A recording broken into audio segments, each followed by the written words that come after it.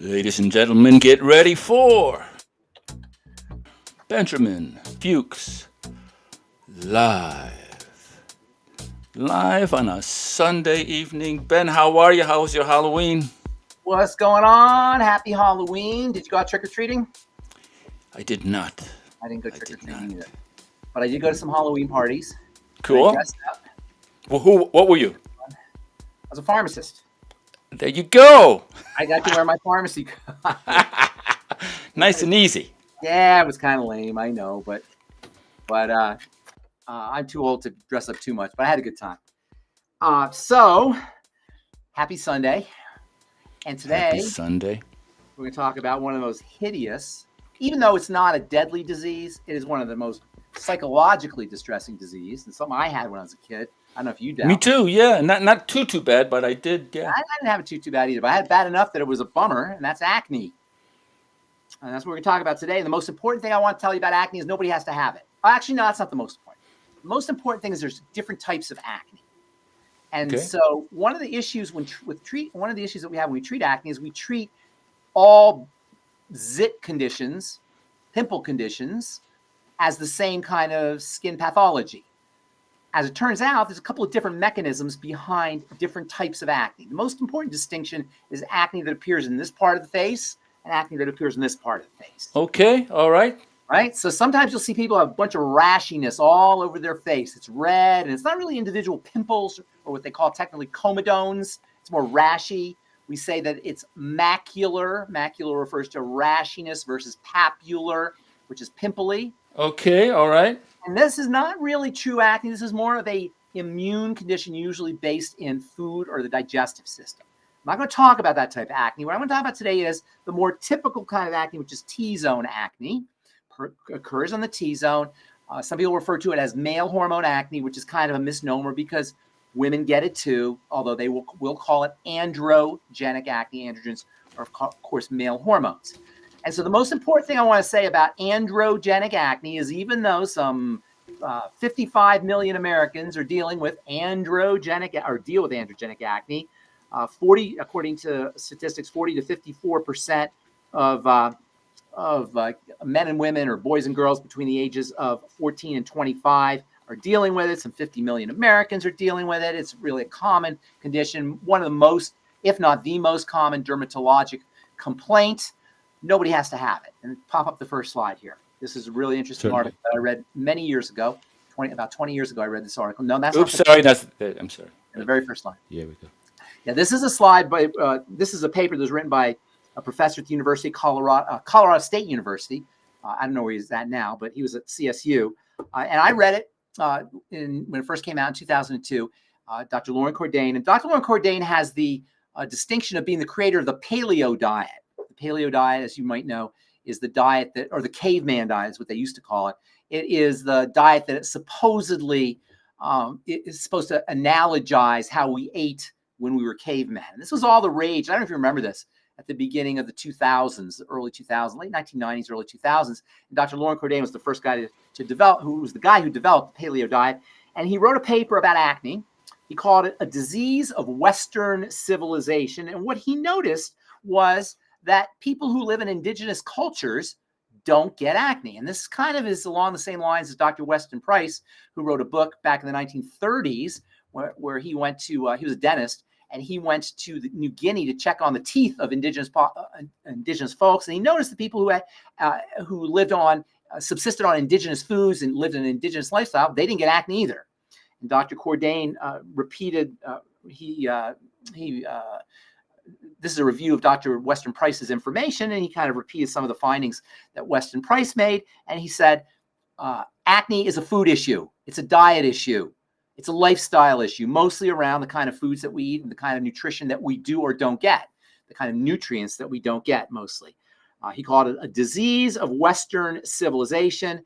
And he concluded, quote, the astonishing difference, I love that, the astonishing difference in acne incidence rates between non-Westernized and fully modernized societies cannot be solely attributed to genetic differences among populations, but likely results from environmental factors. Of course, when we talk about environmental factors, the most likely environmental suspect is going to be food. And so this underscores the relationship between not only our lifestyle generally and the appearance of acne blemishes, but specifically foods. And this is something I wish I knew when I was a kid. So anybody out there who's dealing with acne, if you're younger, really pay attention to these findings. To this day, dermatologists will tell you food has nothing to do, or diet has nothing to do with the appearance of blemishes, although it's kind of changing. It's not as bad as it was when I was a kid.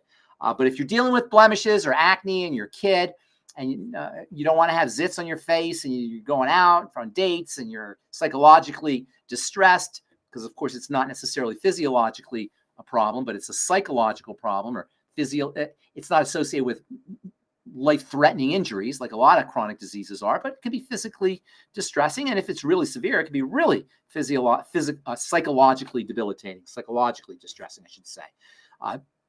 Don't underestimate the importance of food and the digestive system. Next slide. The potential role of the microbiome in acne. We're going to go to our triangle of disease here. No surprise. The triangle of disease that underlies all health challenges: digestion, blood sugar, and the adrenal glands, or the adrenal thyroid axis. This is an article from the Journal of Clinical Medicine from 2019. Quote, it is increasingly believed that the interaction between skin microbes, that is microbes on the skin, and host immunity plays an important role in the disease, with perturbed microbial composition and activity found in acne patients. And this is about the microbiome on the skin, but there's a very important connection between the microbiome on the skin and the microbiome in the intestine, as is further noted in this article. Quote, acne has a close connection with the gastrointestinal tract, the GI tract, specifically the intestine, of course. And many argue that gut microbiota could be involved in the pathogenic process of acne. And this further goes on to say, and we're going to talk about this a little bit later, the emotions of stress, e.g. depression and anxiety, have been hypothesized to aggravate acne, and the mechanism by altering the gut microbiome and increasing intestinal permeability, leading to leaky gut and skin inflammation. Next slide. Along the same lines, acne, probiotics, and the gut-brain-skin axis, the relationship between the digestive system, the brain, and the skin. Interestingly, the brain is the brain, the gut is said to be the second brain, and the skin is said to be the third brain. And so all of these represent a neurological connection to the pathogenesis of acne. This is an article from the journal Pathogens in 2011. A gastrointestinal mechanism for the overlap between depression, anxiety, and skin conditions such as acne. This relates to, quote, emotional states that might alter the normal intestinal microflora, increase intestinal permeability, and contribute to inflammation. The intestinal microflora may also provide a twist to the developing diet and acne research that is occurring. Here we provide a historical perspective. So, and then actually they continue on here. The comorbidity of chronic skin conditions and mental health disorders has long been recognized, and in recent years, specialty psychodermatology and neurodermatology specialties have emerged. So we're starting to understand the connection between the digestive system, the brain, and emotional mental conditions, or emotional and mental health states, and the skin. It all boils down to the digestive system. The thinking is that there's a connection between depression, anxiety, and an altered microbiome, which in turn affects intestinal permeability and the skin. They're all one big pie. And this is all to say that you can't just go to a dermatologist and get an antibiotic for acne, or you can't just go to a dermatologist and expect to be medicated with Accutane, which to this day are the mainstays, pharmacological and dermatological mainstays for treating acne. We're going to talk about some nutritional solutions here in a moment. Next slide. Insulin resistance, our second point in the triangle of disease, of course, is always going to be involved in chronic degenerative diseases, including acne, which is considered a chronic disease. Let's see here. This is from the journal Biomedicines.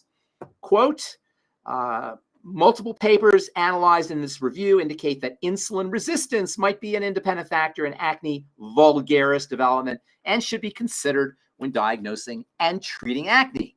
Even in this paper, it's not just a skin problem. It's an internal problem, not only digestion, but also metabolic syndrome, which of course is a blood sugar issue. Next slide. From Biomedicine and Pharmacotherapy, this one's from 2023. Quote, current research indicates a link between acne and metabolic syndrome, a group of disorders that includes obesity, insulin resistant, hypertension, and dyslipidemia, which means messed up blood fats and elevated cholesterol. This link is thought to be modulated by excessive concentrations of chronic oxidative stress markers and chronic inflammation, excessive generation of these reactive oxygen species, free radicals, basically, damages cellular components and initiates an inflammatory response. So you get a combination of excess blood sugar, excess insulin, and inflammatory factors, again, implicating food and digestion because, of course, metabolic syndrome is a food and digestive issue. Next slide. This is from Arupa Health, Dr. Jamie Cloyd, who's an ND. Cortisol increases blood sugar. We know there's a blood sugar connection to acne. This hormone also suppresses the digestive system, leaky gut, and disruptions in the microbiome. Stress also activates the sympathetic nervous system, leading to the release of stress hormones from the adrenal gland. These catecholamines increase heart rate and blood pressure. All of this can lead to increases in sebum production, number one, as well as problems with the intestine and blood sugar issues.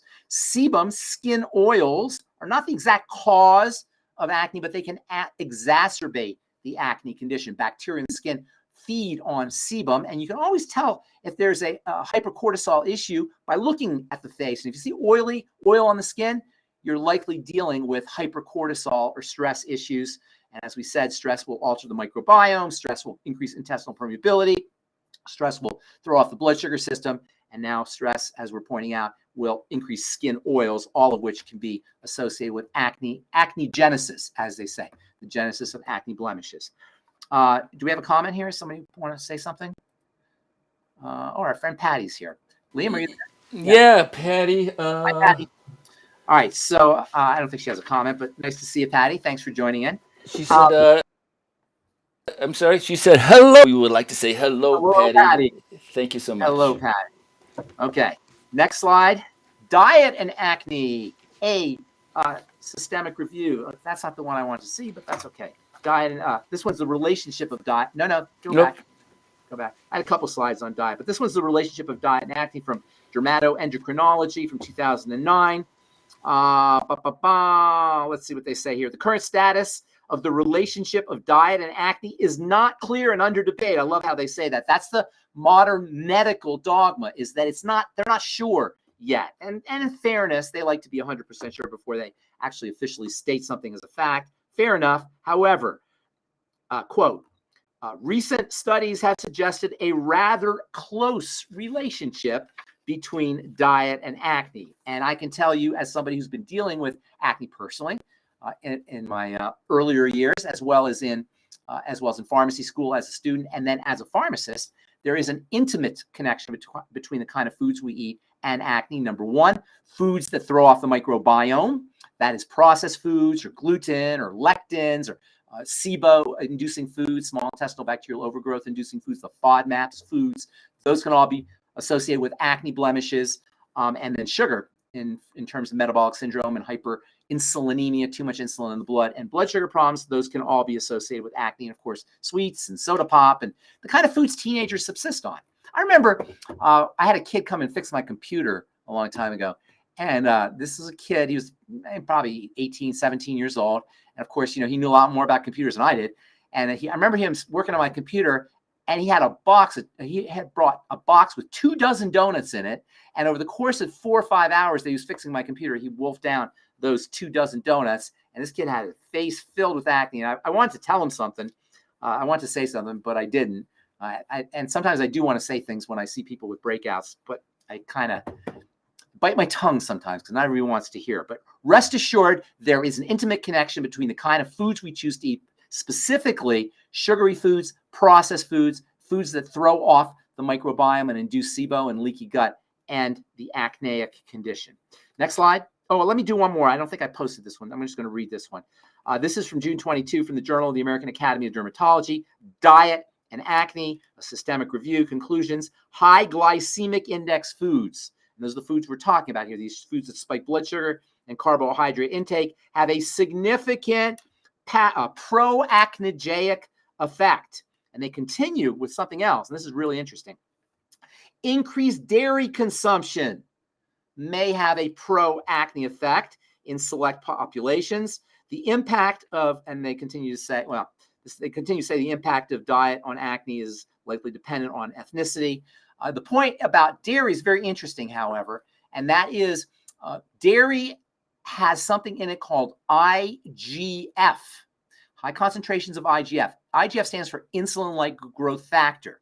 It's not insulin, but it's insulin-like. It's a growth factor, and this is indeed associated with acne. So if you're breaking out, one of the likely suspects can be dairy, particularly if you're enjoying your milk and ice cream and not so much butter. It's mostly milk that has the high concentrations of IGF-1 that's associated with acne.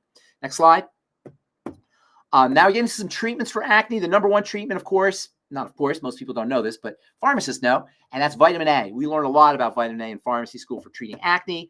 This goes into the mechanism of action of both oral and topical vitamin A, both of which have an ability to, quote, reduce the production of microcomedones, that is the pimples, caused by the bacteria P. acnes. That's the name of the acnes. That's the name of the acne bacteria. And interestingly, in this particular article, they use retinyl palmitate as a source of retinol. And that's interesting because retinyl palmitate is the kind of vitamin A that you find in most over-the-counter skincare products. And it turns out that retinyl palmitate, while it doesn't have a lot of activity on its own, it does get turned into retinol. Personally, when I'm suggesting a topical strategy for dealing with acne, I'm suggesting the real stuff. Retinol. And of course, if you're looking for a good retinol product, go to truthtreatments.com. We've got 1% retinol and 5% retinol in various forms. Next slide. Serum zinc and retinol binding protein associated with acne. This is from the British Journal of Dermatology. Quote, the observed condition of low levels of zinc and vitamin A in patients with severe acne may provide a rationale for the clinically good effect of oral zinc treatment. They don't mention using vitamin A, but vitamin A is also good treatment. We recommend 50 milligrams, 50 milligrams of zinc and 20,000 international units of vitamin A. I like the zinc picolinate form. I have a formula I call my Truth Blemish Repair Complex, which has both vitamin A and zinc in it, as well as a whole bunch of other nutrients that are important for blood sugar, for the liver, and also for treating the skin for acne. Next slide. Retinoids, topical retin-A, topical retinol, as we said, are the mainstay of therapy for acne. This is from the journal Dermatological Therapy. Quote, recent evidence guidelines for acne have agreed that retinoids, and the retinoids is a fancy way of saying vitamin A. There are also synthetic forms of vitamin A that are sold as prescription under the name Tazorac and Adapalene. I go with the real stuff. Go with the retinol. It's the real deal, or retin-A. Have agreed that retinoids have an essential role in this widespread disease. The AAD, American Academy of Dermatology, states retinoids are the core of topical therapy for acne because they are comedolytic. That means they destroy comedones or pimples. A comedone is a fancy way of saying a zit. Resolve the precursor microcomedones, as we talked about earlier. That is the tiny little initial pimples that form before you get the big old zits, and are inflammatory and allow for the maintenance of clearance of acne. Next slide. Serum zinc levels. What do I got? I can't read that. Serum zinc levels and efficacy of zinc treatment in acne. Zinc is, like vitamin A, a mainstay of treatment for acne. Not so much topical. They do talk about topical here, but orally, 50 milligrams, 50 is the recommended dose. If you try to take the zinc sulfate or the zinc gluconate, that's the cheapo kinds of zinc, you're just going to end up with a upset stomach, and that's why people don't use zinc. You want to use zinc picolinate. Another form of zinc is called zinc monomethionine. There's zinc chelates, but the best form and the cheapest form is going to be zinc picolinate, Picolinate, zinc picolinate. This is from the Journal of Dermatological Therapy. Or, quote, oral and topical zinc have been used for the treatment of acne. Patients who were treated with zinc had a significant improvement in inflammatory papule count, that's the pimples, compared to those who are not treated with zinc. And they go on to say that acne patients have decreased serum zinc levels. Zinc is a very, very important an underappreciated mineral for a lot of things, particularly for the immune system, but also for the skin and also for DNA and also for the bone, also for the brain and the nervous system, also for the digestive system. It's a phenomenally valuable supplemental element, essential nutrient. And unfortunately, a lot of folks are deficient in this. And it's especially unfortunate because it's so inexpensive to supplement with zinc. If you are going to supplement with zinc, make sure you take copper with your zinc, because as your zinc levels rise, your copper levels will decrease. The body will tend to eliminate copper more readily when zinc is present. So make sure you're taking zinc and copper together. Acne patients have decreased zinc levels. Zinc is effective for the treatment of acne, particularly at decreasing the number of inflammatory papules when used as monotherapy or as an adjunctive treatment. Next slide. Serum, this is more on zinc, but also on selenium and vitamin D from the Journal of Cosmetic Dermatology, April 2024. Serum zinc, selenium, and vitamin D levels were lower in patients with grade 4 acne compared to other disease severity grades. Conclusions: patients with acne have lower levels of serum zinc, selenium, serum meaning blood, blood levels of zinc, selenium, and vitamin D compared to control group. Additionally, there's a correlation between the severity of the disease, how bad your zits are, your acne is, and lower levels of these nutrients. Next slide. This is kind of interesting. Oh, is that the last slide? Did we miss one? We missed one. That's the last slide. Yeah. Okay, I missed the slide. So here, let me read this out. I'm not sure how we missed this one, but let me just read this to you real quick from the Journal of Drugs and Dermatology, June 2022. Oral vitamin A for acne management, a possible substitute for isotretinoin. Let me explain this here. Isotretinoin goes by the name Accutane, and it is one hell of a nasty drug. It causes misery in terms of dryness, incredible dryness, dry throat, dry eyes, dry skin. It dries up digestive secretions. All of this is due to the fact that vitamin A is a secretory vitamin. It increases the secretions of various fluids, one of which is sebum or skin oil. Isotretinoin, tretinoin is vitamin A. Isotretinoin, iso means kind of, sort of, but not really. It's like a fake version of vitamin A. So the pharmacological strategy, because vitamin A is associated with increased sebum production, is to poison the vitamin A system.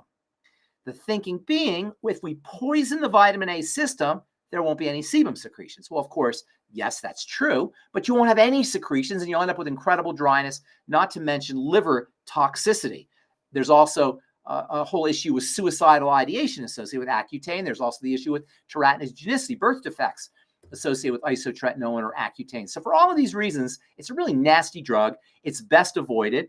And that's why this article is so interesting, because what they're suggesting is to use oral vitamin A, the real stuff, instead of the fake pharmacological version. Of course, with the real stuff, you're not going to have to deal with a pharmacy or the doctor, your insurance company. With the real stuff, you're not going to deal with side effects and toxicity. With the real stuff, it's going to be a lot cheaper. And with the real stuff, you're going to get beneficial effects instead of side effects. And you're also going to be dealing with acne at the root level. As we talked about earlier, vitamin A deficiencies are associated with acne, and vitamin A itself can have anti-acne benefits. So this is an article from, as I say, Journal of Drugs and Dermatology. Quote, oral vitamin A could potentially serve as a substitute for isotretinoin for the management of acne.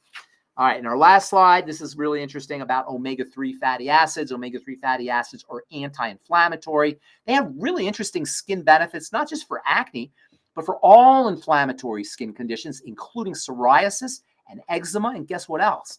Omega-3 fatty acids are stored in the skin, and they'll actually protect you from electromagnetic radiation, EMFs, which can damage the skin, as well as from the sun.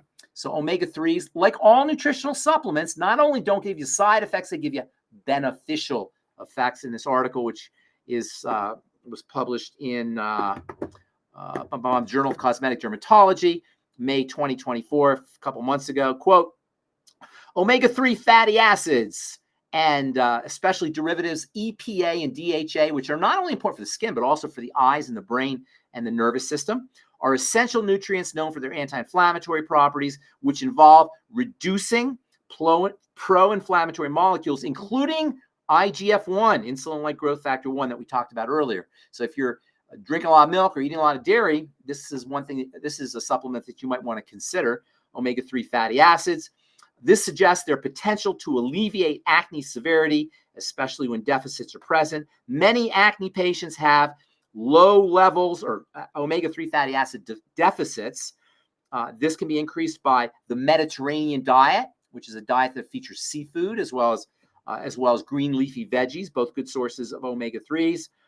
With algae-derived omega-3 fatty acid supplements, acne severity improved significantly in patients who targeted omega-3 fatty acid levels.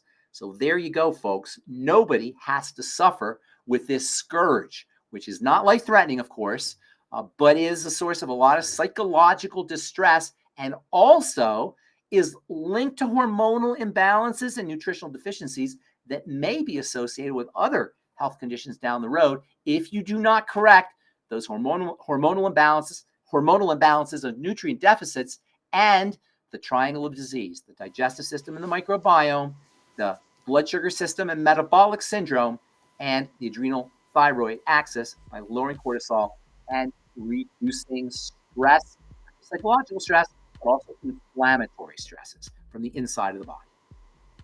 Awesome. So the other name for a pimple is a comedone, or comedome. Comedone with an N. Comedone is the technical name for a pimple, and you can have open comedones or you can have closed comedones. Open comedones are whiteheads and blackheads. Have you seen these? Okay. Yeah, sure. I know them very well. Yes. Okay. Yeah. Those are open comedones, and then closed comedones are where the zit is underneath the skin, and those are the real classic acne pimple. Sure. Awesome. Okay. Awesome subject. Thanks everybody for watching. Thank you, Patty, for the shout out. It was great, Ben. Thank you, Liam. Good to see you. Happy Sunday. Happy Sunday. Happy belated. I'll be gone next week. So we'll see you in 2 weeks. Okay, we'll see everybody in 2 weeks. Thanks everyone for watching. Take care. See you next time. Bye. Bye-bye.